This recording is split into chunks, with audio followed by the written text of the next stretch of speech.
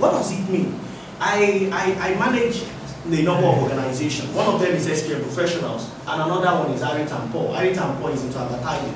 And because I run advertising, that's on billboards, some radio ad placement and television. So I am privileged to be a number of real estate firms, the biggest among the biggest in Abuja and the smallest among the smallest in town.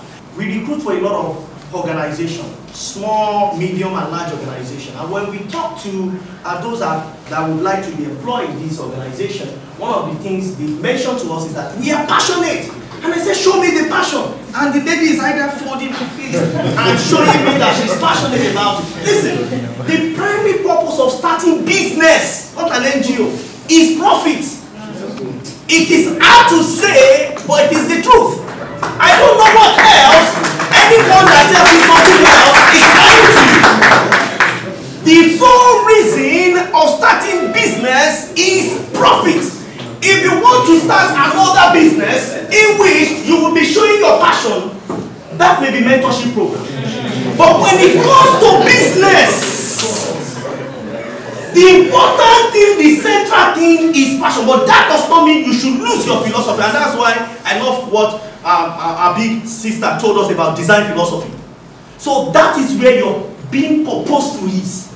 That is when you said, this is my purpose, to give some things. Maybe you want to add Nigerian design of some sort, or you want to add all of that. So your job will be, what again am I going to present to Paul that another person will not present, so that I can have that competitive edge?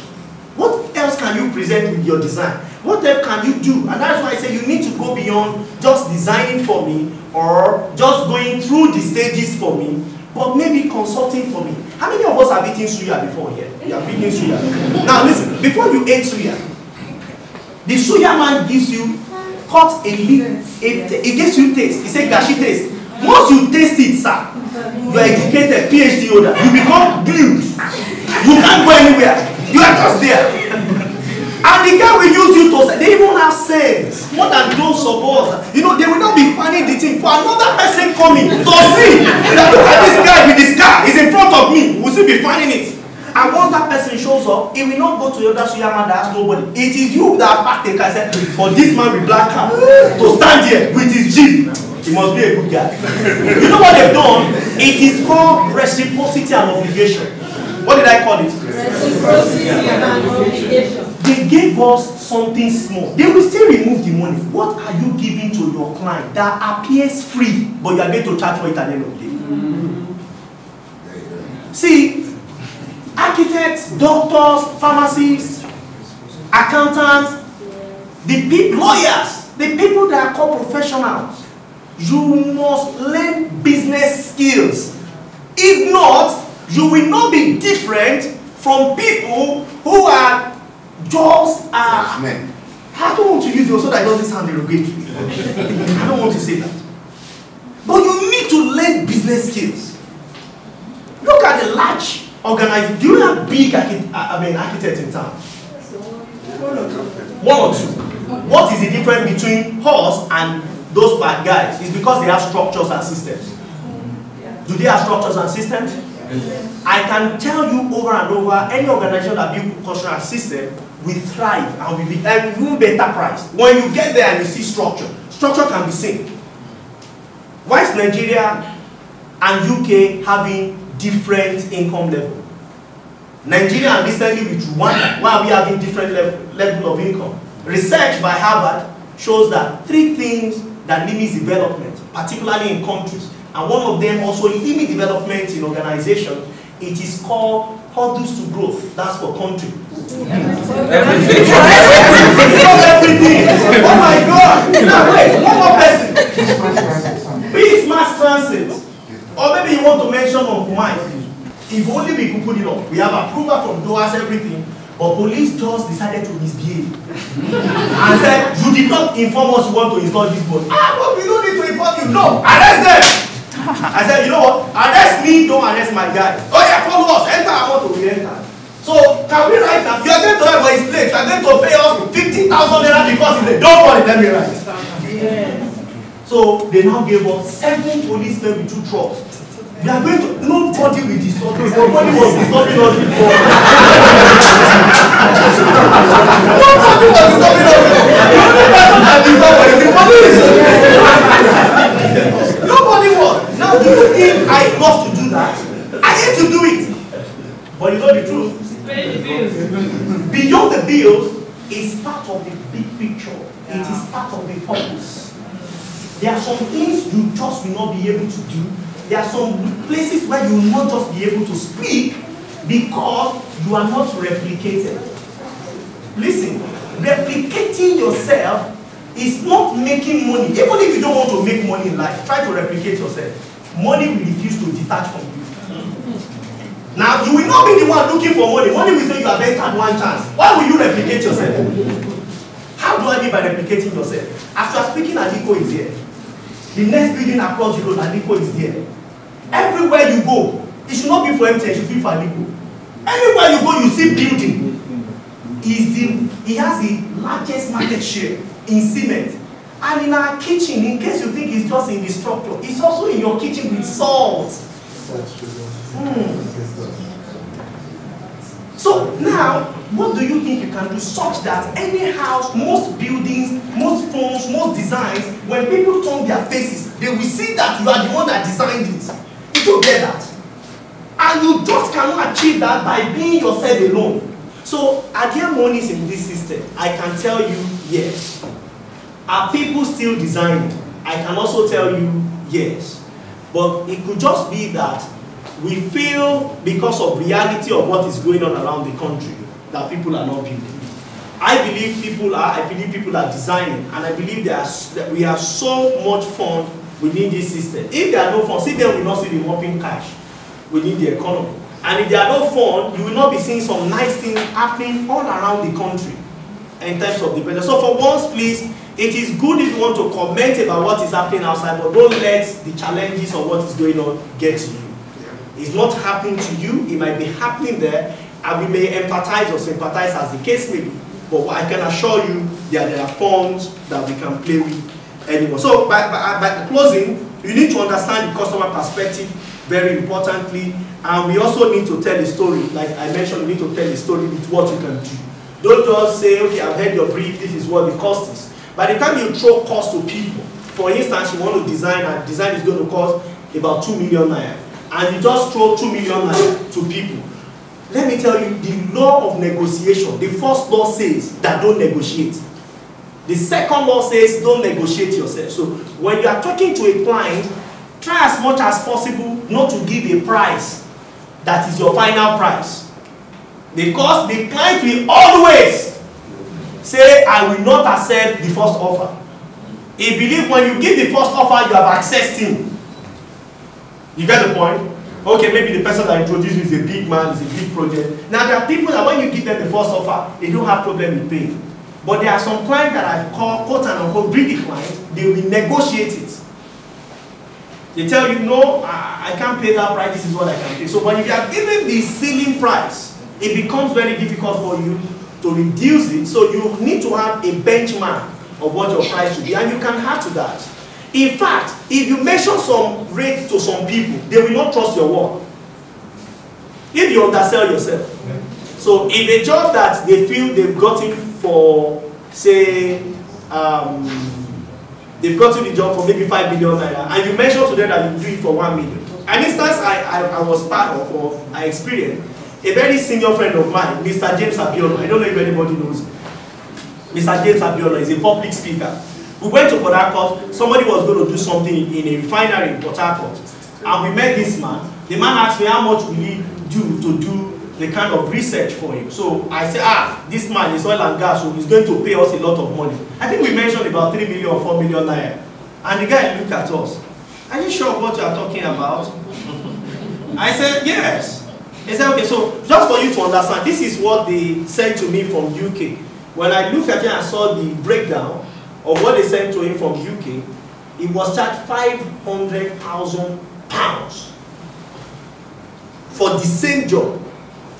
£500,000 for the same job. Here I was in Nigeria thinking that, wow, we did it. When we left the man, Mr. James Abiona is a pastor. He said, Paul, I think we need prayer. I think something is wrong with us. I said, what? This thing is to do research. And they said, I can see the paper. You are selling paper. The other person wants to sell content. Now, what you are selling as architect and designer is not the paper, it's the content. Do you have any other question?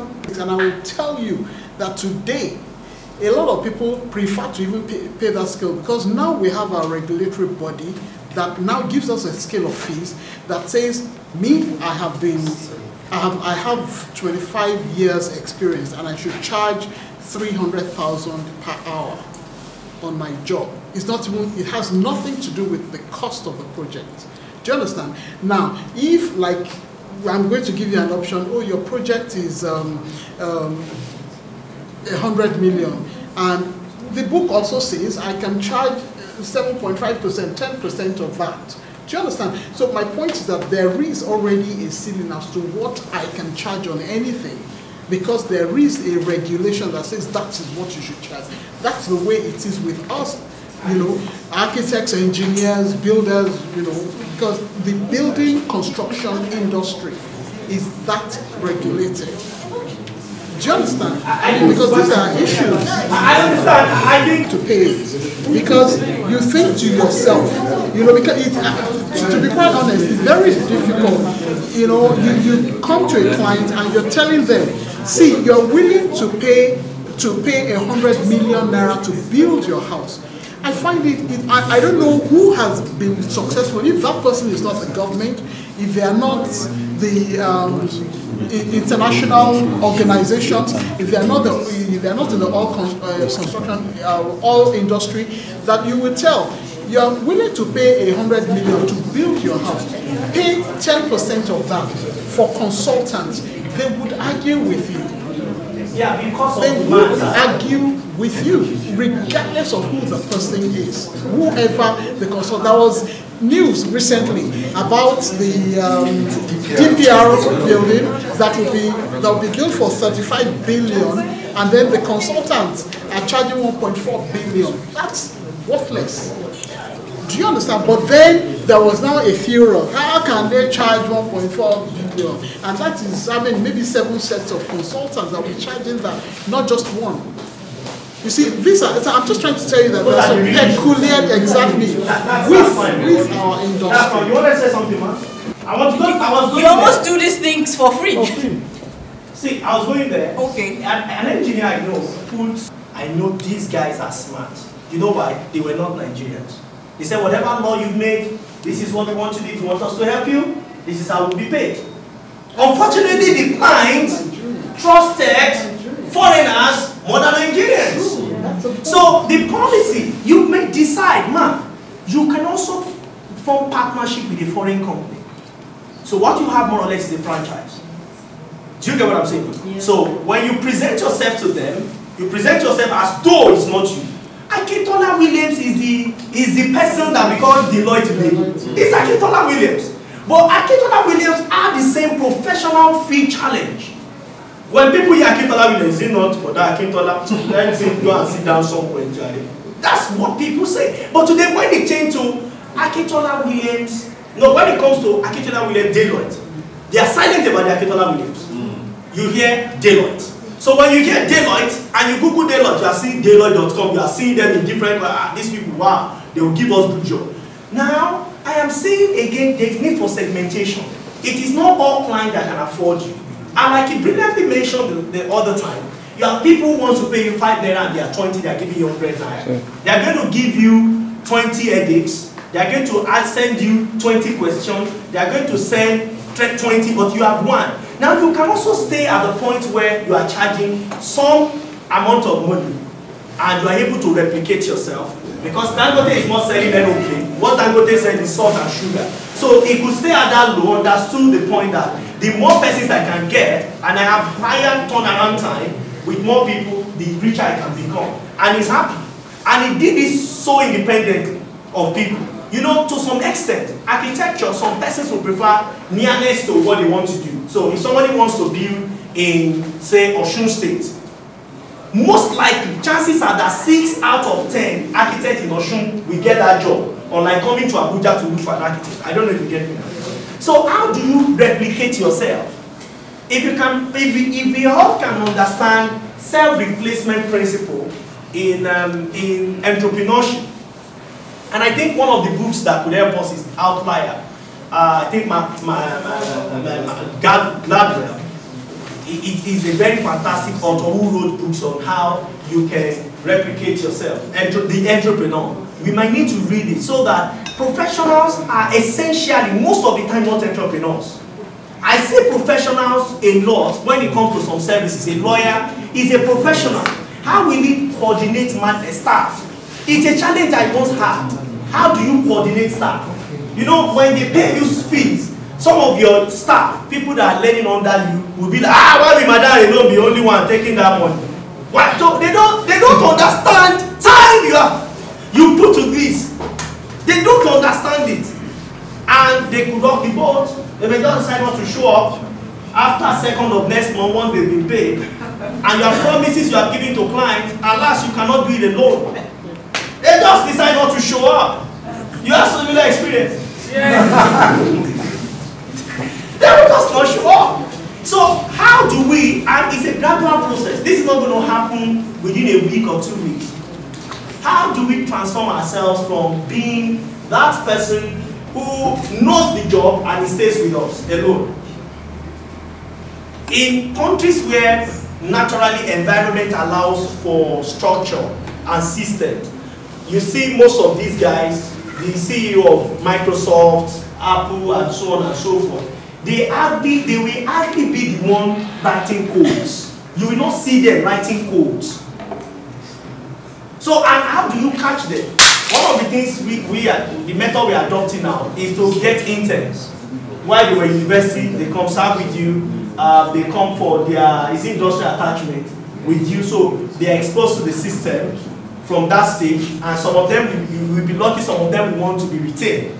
Some of them, they come for youth corps, they come for service, after their service year, they will be retained with you, and they can go through the procedure. But you know, one thing that is reigning everywhere now is that you have to be an entrepreneur. You don't have to work for people. It's not correct. It's a big lie. I've seen an entrepreneur that struggles as a consultant, a monthly income, 35,000 naira, 40,000 naira. And this person resigned his banking job where he was paid approximately 180,000, 150,000 naira. So, as an entrepreneur, you will not even have time to sleep enough, because you know people's payment actually depends on your performance. And some of them have the African belief that whether we sell or not, my own money, since I've showed up, my money must enter my account. If not, I will show you trouble. So at the end of the day, how do you deal with people's behavior? I've given you a few points which I believe that will be very useful for us in the coming period. Please, psychology of customer is the most important thing. Spotlight must not be on you. The spotlight must be on them. What is the purpose? The purpose is to use your designs, to use your work to better human environment or human development. So a client might now say, I don't want it this way, I want it that way. Let's be willing to become adventurous in some ways. But in all of that, you have some clients that when you see them, you'll be happy. You know that this one is willing to listen. So all the things we want to demonstrate, our passion, our love, demonstrate it at that time. Because the next client that is coming will not just love all of that. He has gone to the internet to copy design and he just wants you to superimpose. Please charge appropriately and make your money. By all means, don't lose a potential client, a client that you know can afford you, but because of one or two things that we can adjust and make the income, because it's good for us, it's good for the books, it's also good when you do the first design, when next the person is coming, they might not be saying, nah, I trust you, I know you can do it, please, I'm going to submit it. Why many of clients don't want us to do 100% of the job for them? It could be because they have not built enough trusts. They've not built enough trust. Once trust is there, they can release us to do as much as we want to do. Thank you so very much.